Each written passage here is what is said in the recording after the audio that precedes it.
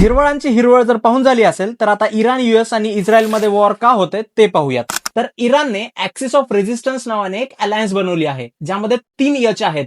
एक हिजबुल्ला जे की लेबनॉनमध्ये आहे, जे एक दुसरी हौतीज जे की यमन मधून आहे, आणि तिसरी हमास जे तर सर्वांनाच माहिती आहे पॅलेस्टाईन मधून आहे. आता या तिन्ही जे यच आहेत ना, या तिन्ही इस्रायलला अपोज करतात आणि इस्रायलला अपोज केल्यामुळे हे त्यांचे दुश्मन आहेत. सरळ सरळ इस्रायलचे हे 3 यच दुश्मन आहेत. आणि या तिन्ही यचला सपोर्ट कोण करतं, तर इराण सपोर्ट करतं. एक तर फंडिंग पण देतं, म्हणजे पूर्ण पैसे इराणकडून येतात यांना, फंडिंग होते. आणि दुसरं म्हणजे वेपन्स, त्यांना जे वेपन्स लागतात या वॉर लढण्यासाठी ते वेपन्स पूर्ण इराणकडून त्यांना मिळतात. म्हणूनच इस्रायलला या सर्व अलायन्सला जर संपवायचं असेल तर सर्वात पहिलं त्यांना काय करावं लागेल की इराणला वीक करावं लागेल. इराणला जर त्यांनी वीक केलं तर ह्याचे 3 यच जे आहेत ते पूर्णपणे कोलॅप्स होऊन जातील आणि इस्रायल जे आहे ते सेफ होईल.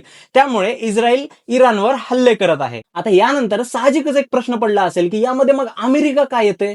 तर अमेरिका याच्यासाठी येते कारण अमेरिकेचे 2 अलायज आहेत, एक इस्रायल आणि एक सौदी अरेबिया.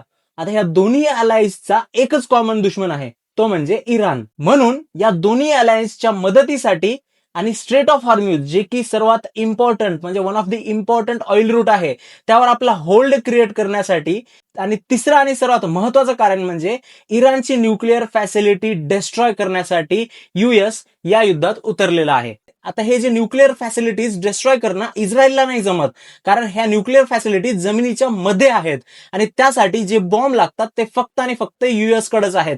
त्यामुळे युएसला इंटरफेअर करणं सर्वात इम्पॉर्टंट आहे. आणि म्हणूनच अमेरिका त्याच्या स्वतःच्या फायद्यासाठी आणि जगामध्ये आपला एक रिलेव्हन्स राहण्यासाठी, म्हणजे रोज उठलं की आपल्याला युएस प्रेसिडेंट डोनाल्ड ट्रम्पनी हे बोललं ते बोललं, हे त्याचं रिलेव्हन्स झालं, ते राहण्यासाठी हे युद्धात उतरलेलं आहे. तर इस्रायल कशासाठी उतरलंय, तर इराणला वीक करण्यासाठी. आणि थर्ड म्हणजे सौदी अरेबिया जे आहे ते त्यावर पण हल्ले होत आहेत. तर सौदी अरेबिया टोटली उतरलेलं नाहीये, पण सौदी अरेबिया इराणच्या अपोज मध्ये आहे. तर ते कशासाठी, कारण जे मुस्लिम वर्ल्ड आहेत, जे मुस्लिम कंट्रीज आहेत, त्यांच्यावर होल्ड क्रिएट करायचं काम सौदी अरेबिया करत आहे, की त्यांना त्यांचा एक मसिहा बनायचंय.